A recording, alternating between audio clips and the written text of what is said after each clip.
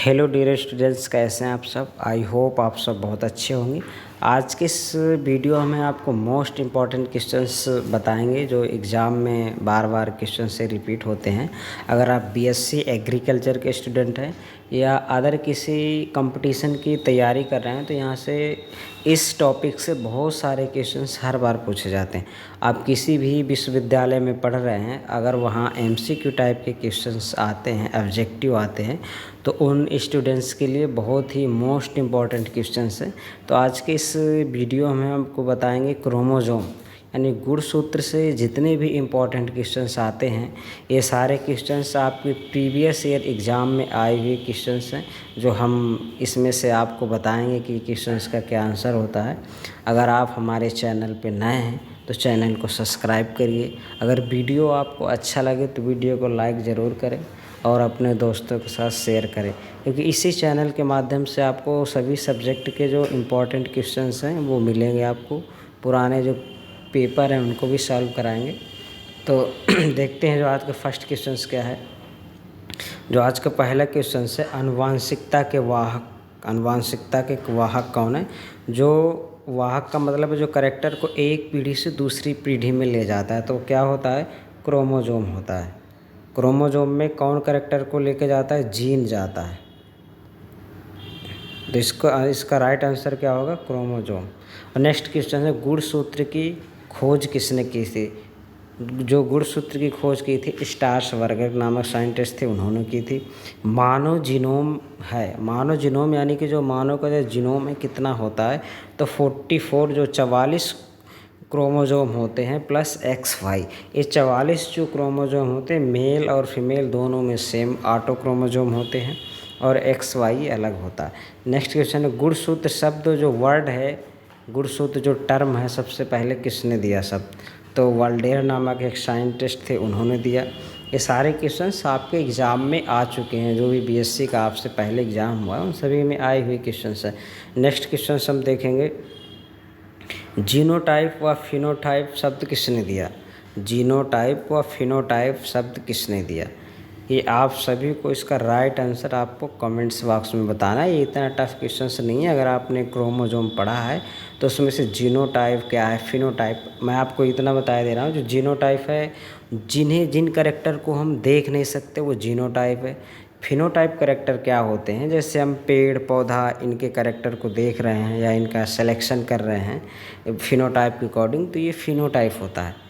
तो जब जीनोटाइप में अगर कोई चेंजमेंट होता है तो फिनोटाइप में भी हो जाता है। तो ये दोनों शब्द हैं। तो इन शब्द का प्रतिपादन या शब्द किसने दिया है? जीनोटाइप शब्द या फिनोटाइप? इसका राइट आंसर आप कमेंट बॉक्स में बताएंगे। आप सभी लोग अपना अपना आंसर देंगे, फिर लास्ट में हम आपको इसका जो राइट आंसर होगा वो कमेंट बॉक्स में आपको रिप्लाई में बता देंगे। चलिए नेक्स्ट क्वेश्चन देखते हैं, पीढ़ी दर पीढ़ी कौन से गुणसूत्र की संख्या निश्चित बनाए रखता है? तो जो पीढ़ी दर पीढ़ी जो क्रोमोसोम की संख्या को कांस्टेंट बनाए रखता है, निश्चित बनाए रखता है, वो क्या है आपका? मियोसिस सेल डिवीजन, अर्धसूत्री विभाजन। नेक्स्ट क्वेश्चन है, समसूत्री विभाजन की किस अवस्था में गुणसूत्र का साइज का अध्ययन किया जाता है? मतलब समसूत्री विभाजन की किस अवस्था में गुणसूत्र की जो साइज का अध्ययन किया जाता है? तो किस में अध्ययन किया जाता है? सबसे जो अच्छी स्टेज क्या होती है? मेटाफेज होती है। मेटाफेज में अध्ययन किया जाता है। नेक्स्ट क्वेश्चन है, जीनोम क्या है? What is a genome? तो जीनोम क्या है? युग्मक में पाए जाने वाला गुणसूत्र का अगुणित सेट। क्या है? युग्मक में पाए जाने वाला गुणसूत्र का अगुणित सेट, उसे क्या कहते हैं? जीनोम कहते हैं। नेक्स्ट क्वेश्चन है, जीन शब्द किसने दिया? ये भी आपको क्लास में जब आप ऑफलाइन क्लास होती है उसमें बता दिया गया कि जीन क्या है। जीन होता क्या? Gene is a unit of inheritance which control the development of specific character. जो जीन होता है वो स्पेसिफिक कैरेक्टर को कंट्रोल करता है। जीन होता कहाँ है? जैसे आपने देखा ये क्रोमोसोम होता है, तो क्रोमोसोम में जो ऐसे ये बिंदी टाइप में ऐसे लाइनिंग मोती कणिका की तरह होता है, तो ये जीन होता है। जो गुणसूत्र में जो जीन होता है जो कैरेक्टर को लेके जाता है एक पीढ़ी से दूसरी पीढ़ी में, तो ये मोस्टली जीन ही लेके जाता है। जो गुणसूत्र होता है क्रोमोसोम, ये तो एक वेक्टर की तरह काम करता है। बाकी जो कैरेक्टर जाते हैं वो जीन में ही जाते हैं। और जीन का जो सीक्वेंस है, जीन एक सीक्वेंस में रहता है। जैसे ए आया, ए के बाद बी, बी के बाद सी, कहने का मतलब ऐसे क्रम में जीन रहता है। तो आपको बताना है कि जीन शब्द किसने दिया था, ये आप कमेंट में बताएंगे जो जीन शब्द है वो किसने दिया। या मैंने आपको बता दिया जीन क्या है, जीन कहाँ पाया जाता है, क्रोमोसोम में होता है। तो इसका राइट आंसर आपको बताना है। नेक्स्ट क्वेश्चन से, गुणसूत्र के आवरण को क्या कहते हैं। गुणसूत्र जो होता है यानी जैसे क्रोमोसोम आपने बनाया तो इसका जो ये बाहरी आवरण होता है ये, तो इसको क्या कहते हैं। तो बाहरी आवरण को क्या कहते हैं, पेलिकल कहते हैं। बाहरी जो आवरण होता है पेलिकल कहते हैं।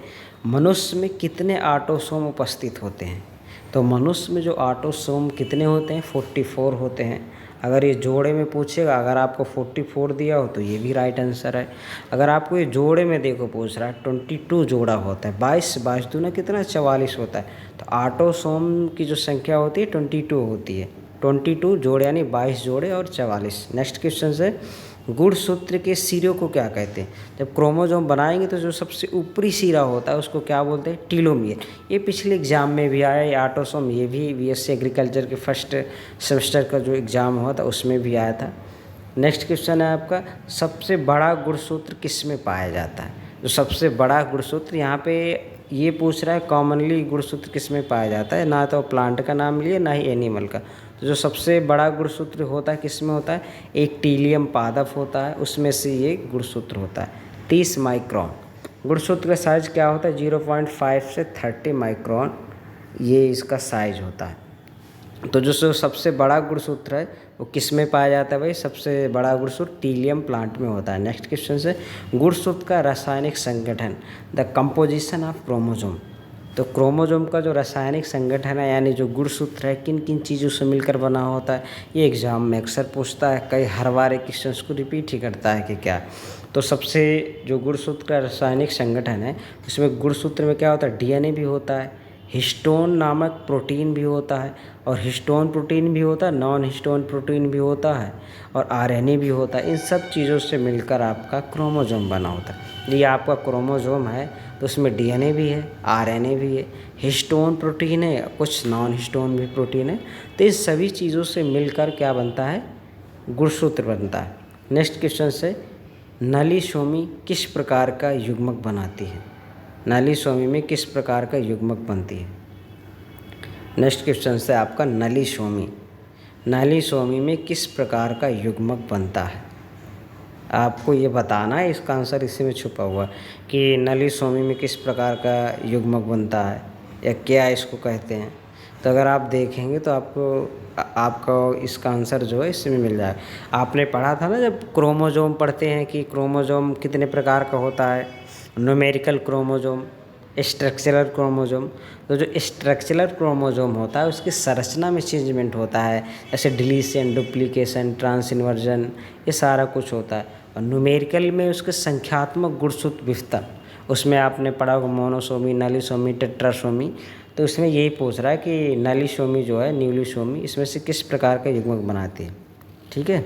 नेक्स्ट क्वेश्चन से आपको, सेलिब्रेरी और पॉलीटीन क्रोमोसोम को किसने डिस्कवर किया। जो आपका पॉलीटीन क्रोमोसोम है ये भीम का क्रोमोसोम होते हैं, बहुत लार्ज साइज में होता है। तो ये क्रोमोसोम को जो डिस्कवर किया किसने किया, इन्होंने किया, वाल्वियानी साहब थे, इन्होंने 1881 में किया, 1881 में किया। नेक्स्ट क्वेश्चन से आपका, लैम्प ब्रुश गुणसूत्र का पता किसने लगाया था। जो लैम्प गुणसूत्र ये भी भीम का गुणसूत्र होते हैं, बहुत बड़ा साइज होता है, और इसका जो आकार होता है, जो शेप होता है, लैम्प ब्रश की तरह होता है। इसी के नाम पे इसको लैम्प ब्रश क्रोमोसोम कहा गया। और इसका जो खोज किया था, रकर्ट नामक एक वैज्ञानिक थे, साइंटिस्ट थे, जिन्होंने इस टाइप के क्रोमोसोम को खोजा। ये कब किया था, 1892 में, 1882 में किया। नेक्स्ट क्वेश्चन से आप देखेंगे अभी जो आपने ऊपर पढ़ा था ना, मोनोसोमी, नलीशोमी। नेक्स्ट क्वेश्चन से, ट्राइसोमी क्या कहता है। अगर एग्जाम में आ जाए ये सब किसके, न्यूमेरिकल क्रोमोसोम एवर्शन में आता है, मोनोसोमी, ट्राइसोमी। तो ये ट्राइसोमी को कैसे लिखेंगे, 2n+1, ये ट्राइसोमी है। अगर मान लीजिए ऐसा आ गया 2n+2, तो इसे 2n+2 को क्या बोलेंगे, टेट्रासोमी। अगर ये इसकी बात पहले कहते, ट्राइसोमी में अगर 2n+1+1, तो इसको क्या बोलेंगे, डबल ट्राइसोमी। क्या बोलेंगे, डबल ट्राइसोमी। टेट्रासोमी को क्या बोलते हैं? टेट्रासोमी को अगर लिखेंगे 2n+2 को, इससे क्या बोलते हैं हम? ये टेट्रासोमी है, ये टेट्रासोमी है। अगर यहाँ पे ऐसा लिख के आ गया 2n+2+2 तो ये क्या हो जाएगा? Double tetrasomy. यहाँ पे 2 देखिए तो इसे डबल टेट्रासोमी कहेंगे। और 2n-2 इसे क्या बोलते हैं? न्यूलिसोमी। सॉरी, न्यूलिसोमी में क्या? तो 2n-2। और ऐसे ही 2n अगर ऐसे लिख के आ जाए 2n-2 तो इसको क्या बोलेंगे? Double nullisomy. तो ये सारे बहुत ही मोस्ट इम्पॉर्टेंट ये क्वेश्चंस है जो आपके एग्ज़ाम में बहुत ही अच्छे, अगर आप बीएससी एग्रीकल्चर फर्स्ट सेमेस्टर के स्टूडेंट है, किसी भी विश्वविद्यालय में आप स्टडी कर रहे हो, वो चाहे कहीं का भी विश्वविद्यालय, अगर उसमें एमसीक्यू टाइप के क्वेश्चंस आते हैं, अगर उसमें से क्रोमोजोम है, अगर आपके उसमें जेनेटिक्स है, फंडामेंटल ऑफ जेनेटिक्स, उसी का एक टॉपिक है क्रोमोजोम, तो ये पूरे टॉपिक को कवर किया गया है जो क्रोमोजोम में जितना भी है, तो यहीं से क्वेश्चंस आपके आएंगे। ये आपके एग्ज़ाम के लिए मोस्ट इम्पॉर्टेंट क्वेश्चंस है। आप इनको वीडियो को 2 बार 4 बार देखें, इन क्वेश्चंस को अच्छे से रीड कीजिए।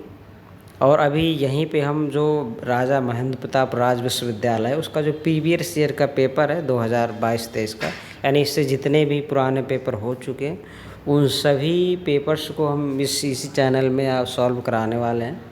तो अगर आप चैनल पे नए हैं तो चैनल को सब्सक्राइब करिए और बेल आइकन को ज़रूर प्रेस करिए कि जो भी वीडियो हम डालें उसका नोटिफिकेशन आप तक आ जाए। अगर ये वीडियो आपको अच्छा लगा हो तो वीडियो को लाइक करें, शेयर करें। Thanks for watching.